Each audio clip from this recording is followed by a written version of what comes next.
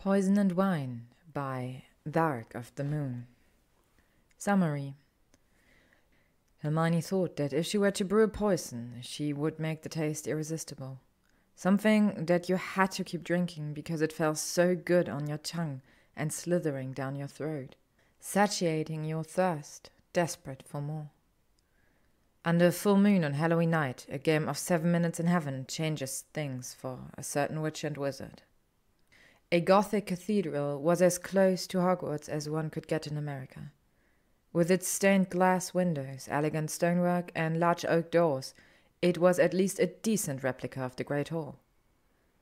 Hermione had seen her share of cathedrals around the UK and in France, on trips with her parents in the summer. But the once grand church that sat on the edge of a small liberal arts college's campus was mostly abandoned. She'd seen advertisements for the campus choral group's performances, the occasional charity marketplace. But now, with the full moon above it, the empty cathedral had been reclaimed for a Halloween party. The bare trees outside cast shadows on the ground beneath her feet. She hadn't planned on celebrating Halloween. It was hard to find much magic in it here, without her friends or the massive pumpkins she was used to seeing when she was at school. But she'd received a strange invitation and cobbled together a costume, hoping that there would be a few friendly faces from her classes. It was probably not worth trying to make friends in her last year here, but she'd made the promise to herself that she would try it anyway. She didn't want to admit to being lonely. Sending an owl across the Atlantic was painfully slow, and neither Harry nor Ron had any interest in muggle forms of communication like email. She could hear their well-meaning teasing. After 2 years and 2 months at a Muggle university on an accelerated course of study, Hermione Granger had finally put her books down long enough to attend a party. Alert the authorities. Though she doubted there would be any at this party, outside of those wearing cheap costumes at least. The invitation said that the party would begin once those who sought to toil and trouble arrived. Hermione took that to mean about 10, when most college parties began. Not that she'd actually been to any. With a final tug at her "I pulled all of this out from my existing wardrobe" costume, she joined the throngs of people making their way through the doors. She bumped into a particularly tall man dressed in all black, holding a pair of cat ears in his hand. When he caught her staring at them, he sighed and put them on, as if to say, "Happy now?" before he stormed off into the crowd. People mingled between the pews and in the aisles, and against the stone walls. Where the altar once stood was a line of folding tables. In the corner, in front of the remains of the organ, was a DJ flanked by massive speakers. The sound echoed into the rafters, laughter and conversation and music.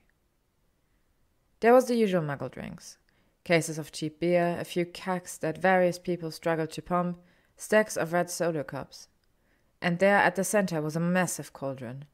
Had Hermione not been a witch, it would have looked impressive. There was a smoke machine behind it, hidden by various empty bottles, and someone had fashioned lights to give it a spooky aura. It looked like a vat of amortentia. The liquid inside was a sickly magenta color, with some small bubbles from whoever stirred it last.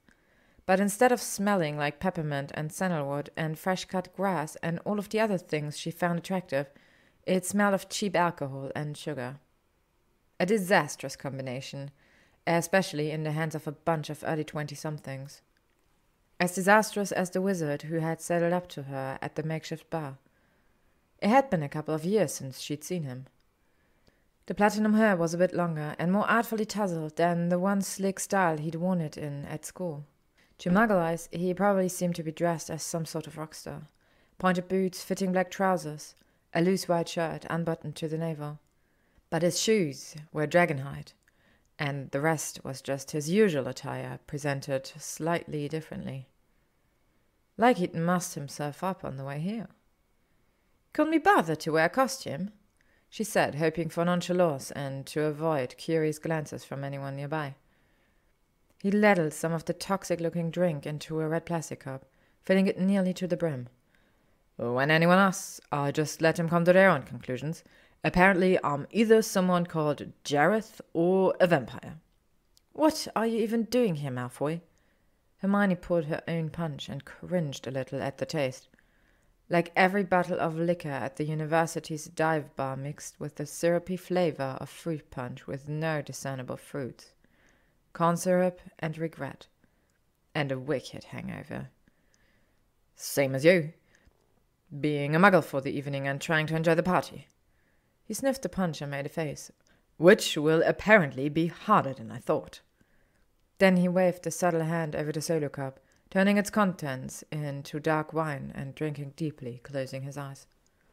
Malfoy, you can't do that, she hissed, following him to the edge of the party. Too late, she realized she had left her cup on the table. I just did. Would you like some? It's a particularly fine Bordeaux. No, before that, I meant, what are you doing here, in America specifically? Could ask you the same thing. Did you follow me? He asked, sipping his magicked wine. The dark red left a slight stain on his lips, even after he licked them clean. My university's here. I'm pursuing a degree in swottiness. Do they hand those out for free in this country? How many do you have now? Hermione grumbled to herself, then got louder. You know what? Sure, that's my degree. It's not as if I'm taking any classes of interest, like Gilded Age literature, in between my course load for a degree in social work, which will only serve to help me when I return to London and apply for jobs at the ministry, where I'll actually make a difference in the wizarding world, all while you guzzle wine and look down your nose at everything in between, whatever it is you're even doing here. Ah, there she is. Knew you were still in there somewhere beneath whatever this outfit is. He took another pointed sip of his wine and stretched his long neck to look at her. She wrapped her shawl tighter around herself and itched to pull out her dress, which felt too tight, even though it was as flowy as robes. I'm on an assignment, and it's my night off. Dawlish is a rabble. Wanted to go to the arboretum, so good riddance. Probably fell asleep as soon as the sun set. Anyway, found an invitation in a book I was reading in a shop. What sort of assignment? Confidential, obviously. Can't go telling you about it in front of muggles. You really should know better than that. Hold on, what do you mean you found an invitation? She thought of her own invite, addressed to her but tucked into her copy of The Age of Innocence. It had fallen out in the library 3 days ago, when she went to find a quote for her term paper. Thick paper and perfect penmanship. Calm down, I'm not technically crashing. It had my name on it. A group of young people had crowded around them, loudly discussing various fraternity after-parties, and who was late and who wouldn't show up and why. She wondered if everyone presented had received a strange invitation, or if it was only a select few of them, those who wouldn't have attended otherwise. Maybe it was something else, something more sinister. You'd think a witch and a wizard familiar with cursed journals would think twice with these kinds of things. I also found an invitation. It was in one of my books and had my name in it as well. That can't be a coincidence, she said. Then she had an idea. Is this your assignment? Are you investigating something, or someone here? Because, I can help.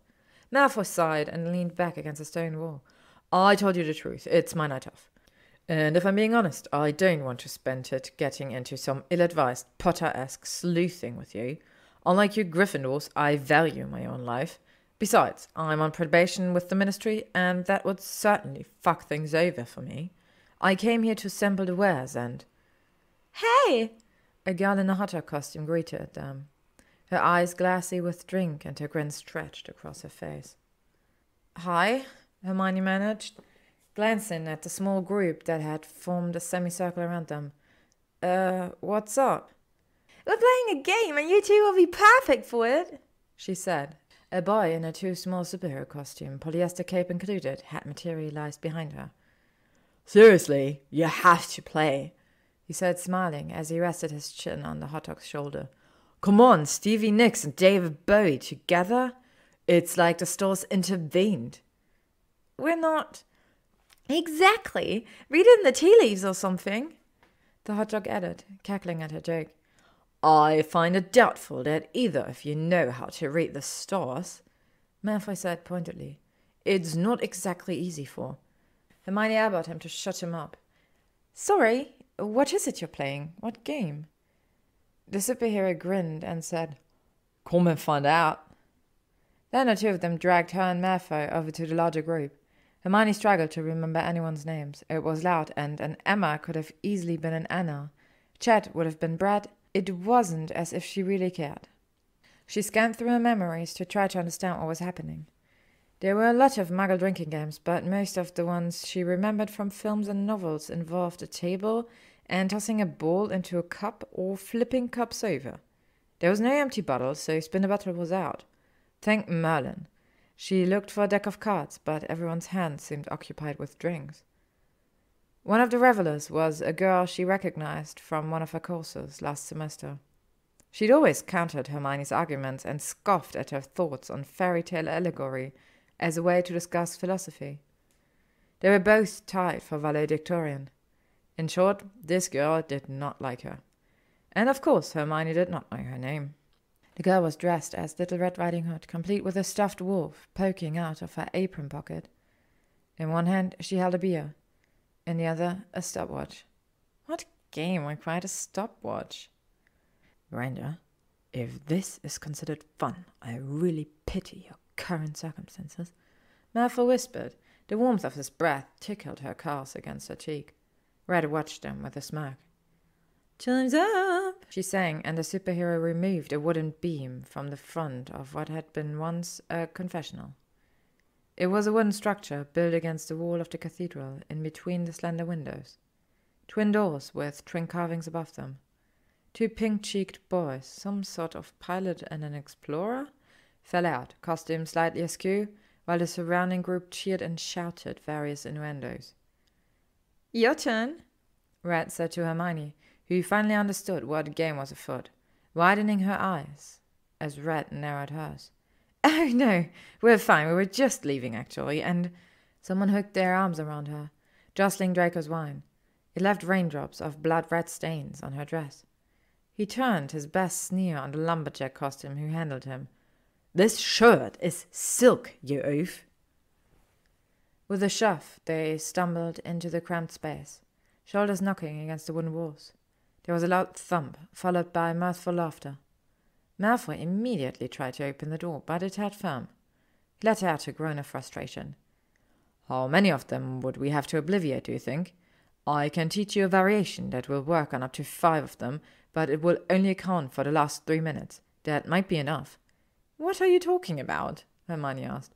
"How many memories we would need to alter if we were to blast this door off and get us the fuck out, obviously.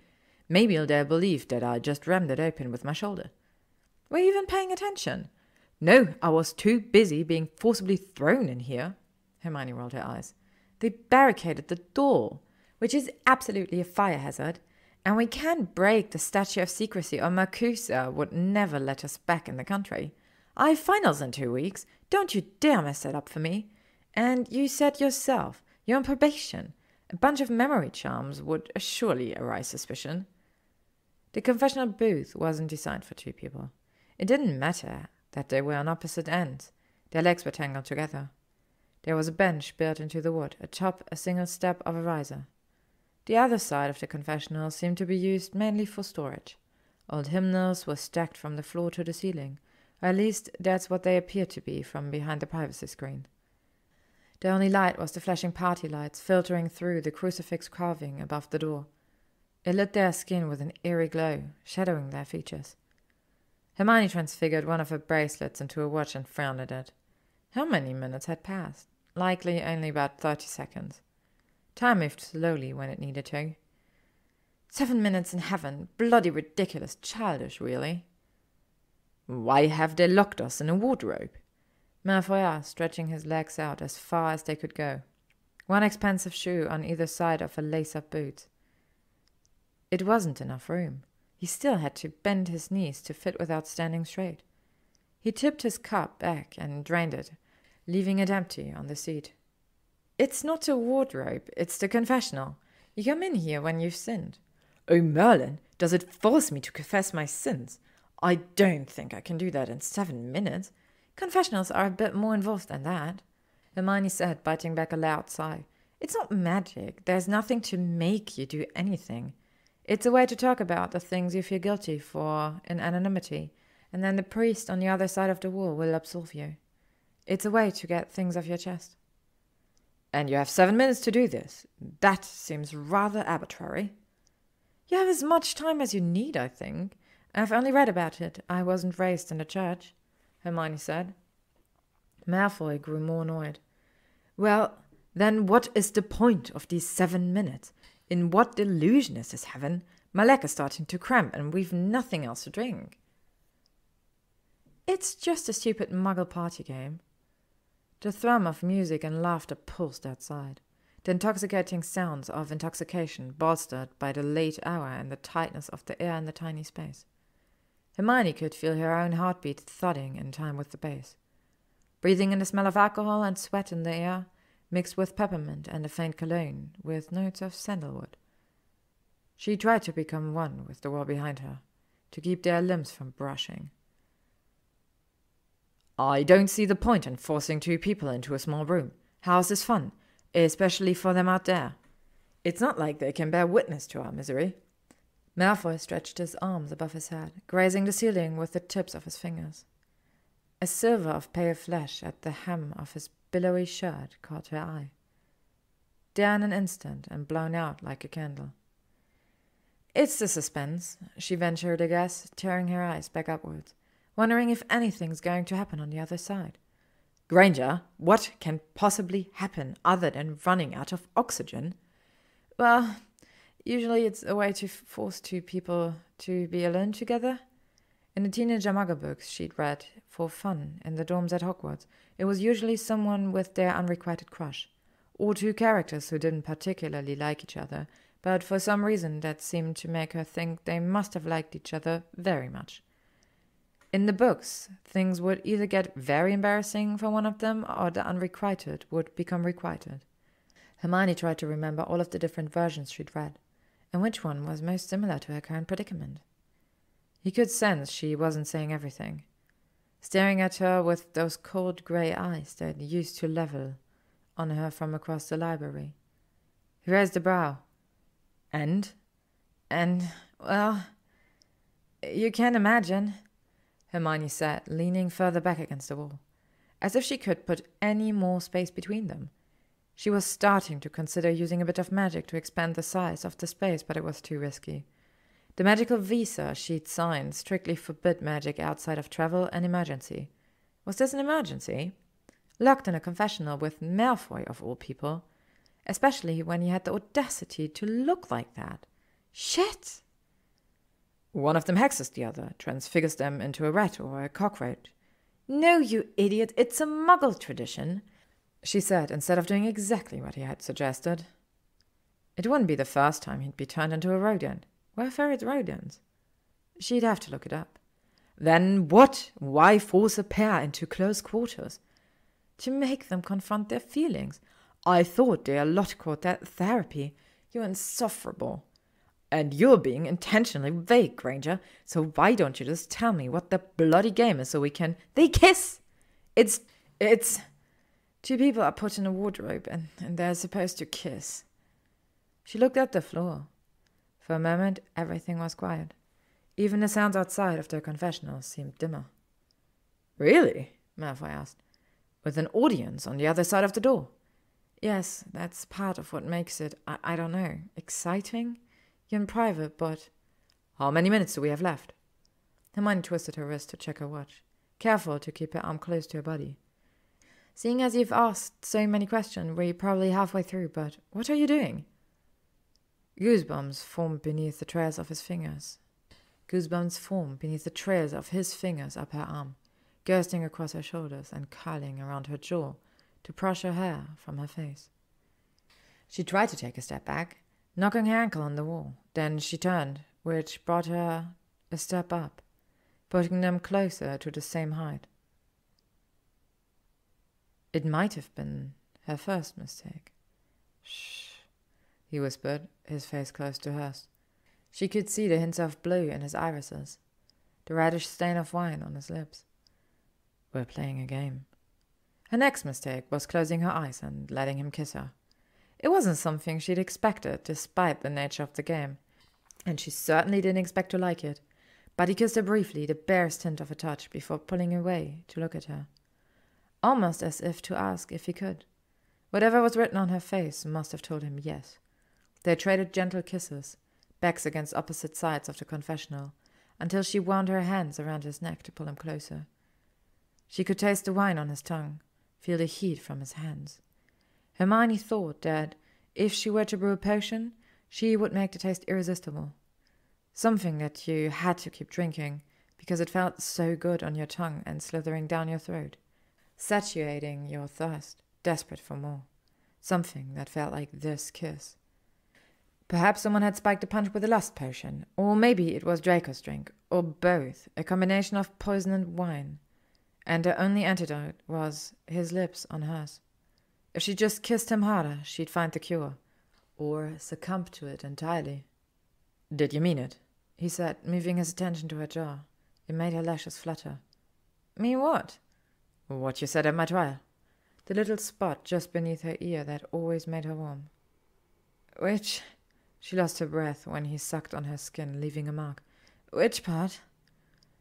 She'd said a lot of things at his trial, probably too many if the bored faces of the Wizengamot were to be believed, but she'd wanted to present the full story as she saw it. That no minor under duress should be held accountable for their actions, no matter how dangerous. After all, Harry was responsible for quite a lot of damage over the years, and so was she. And besides, it wasn't as if Malfoy had actually done any of the crimes that the other Death Eaters were accused of. Unforgivable curses, murder. The most he'd done was to follow orders and to stay alive, while being tortured mentally and physically. "That you forgive me?" he asked, drawing back to look at her. Cradling her face in his hands, brushing his thumb over her cheeks, like waves at a low tide, unhurried as they ebbed and flowed. Perhaps there was some magic sealed within the dark mahogany of the walls, or written into the stone of the floor beneath them. "Come, little sinner," it said. "It's time to confess and be absolved," coaxing them to share. Hermione looked into his eyes like the storm-cloud surface of a pensieve, swelling her back to the past, to cackled insults and potions and a right hook in Hagrid's pumpkin patch, to a scared boy looking for refuge after a dark battle, a broken young man awaiting sentencing. In the courtroom she'd fought for a reform plan, probation and counseling, something they all needed, to process the trauma of their time at Hogwarts. When the Chief Warlock asked her why, the answer was simple. Because he deserved a second chance and forgiveness. "And do you, Miss Granger?" they'd asked. "Do you forgive him?" "Yes," she said. "I forgive you." The last time she said it, they had been on opposite sides of the frankly ridiculous cage of the accused. It was easier to not look at him then, pale and frail behind the spiked bars. Now his nose grazed hers, and he leaned forward, resting his forehead on her own, waiting, barely breathing. This time she kissed him first. It was like the first time one of her stunners hit its mark, not for practice in a classroom with a mannequin, but that bolt of adrenaline from stopping an enemy in their tracks. The feel of his lithe body against hers had the same sizzle of excitement as getting full marks on an essay. Only with this, she could feel it reflected back at her. In the way he used his mouth to pull her closer, sinking his teeth into her lower lip before releasing it with a near-silent groan. How his hands drifted lower, gathering her skirt above her knee, so that he could skim her thighs. Touching skin to skin, nearing closer to where everything in her blood called out for more. She wanted him to touch her as badly as she wanted to touch him. Her own hands migrated to the open buttons of his shirt, pressing flat against his chest and the pounding of his own heartbeat. It felt like his song beneath her fingers, one that she'd always wondered what the words meant. If she could kiss him just a little longer, she might learn them, might be able to sing them herself, amid the taste of him, the poison and wine. A loud bang on the door shocked their lips apart, though they remained clutched in each other's arms, their hands on thighs and chests and tangled in each other's hair. They locked eyes for a fragment of a second before the door opened and they were presented to their audience. Hermione's one subtle lipstick was smeared across Draco's face, and he rubbed a lazy hand over it to try to get rid of it. They were both bleary-eyed, facing the people who put them in there in the first place. Those people were smug and wolf-whistling. Little Red looked positively delighted. Their friends, the superhero and the hot dog, started to say something, but Draco interrupted them. "Fuck off," he proclaimed loudly, then grabbed her hand and dragged her through the cathedral, skirting the pews and dodging anyone in their path. "What? Where are we? What are we? What?" Thoughts were a jumble, bouncing from side to side like the costumed people dancing around them. If he replied to her nonsensical questions, she couldn't hear him over the music. A spooky remix of a popular Muggle song she'd heard on the radio. They burst through the lingering partiers outside the main doors, rushing down the stairs and past a few small groups smoking and enjoying the night air. It was colder now, and the moon was high and full and beautiful. She gazed at it for a moment and remembered what they'd been talking about 7 or maybe now it was 8 minutes before. "Draco, what about the invitation?" He kissed her again, and her knees nearly gave out. She was so dizzy from it.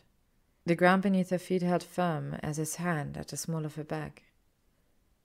"Talk later, shall we? It's still my night off," he said against her lips, reaching for her hand, pulling her along through the cemetery, further from the party guests until he could press her against the rough bark of a willow tree, slotting a knee between her legs to rub against her just so.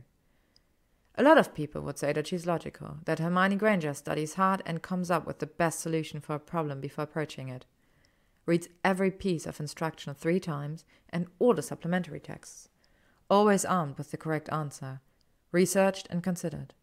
But those people didn't know the importance of impulse, of seeing a professor muttering without blinking and running to set his robes on fire to save your jinxed friend from falling off his broom, or punching a bully because he deserved it for so many things, or petrifying your friend just to get out of the dormitory without endangering them further, of the countless instances of quick spell work she'd pulled over the last 10 years, some of it less than savory. Sure, she was logical, but she was impulsive too, and sometimes that impulsiveness proved more logical than anything else. She breathed deep inhales of cool air that had her chest rising and falling when they released each other. Maybe she didn't always have to be the hero. Maybe she could follow the other half of her gut, the impulsive half. Before she could lose her nerve, she said, "Oh, we cannot talk." The arm around her waist tightened.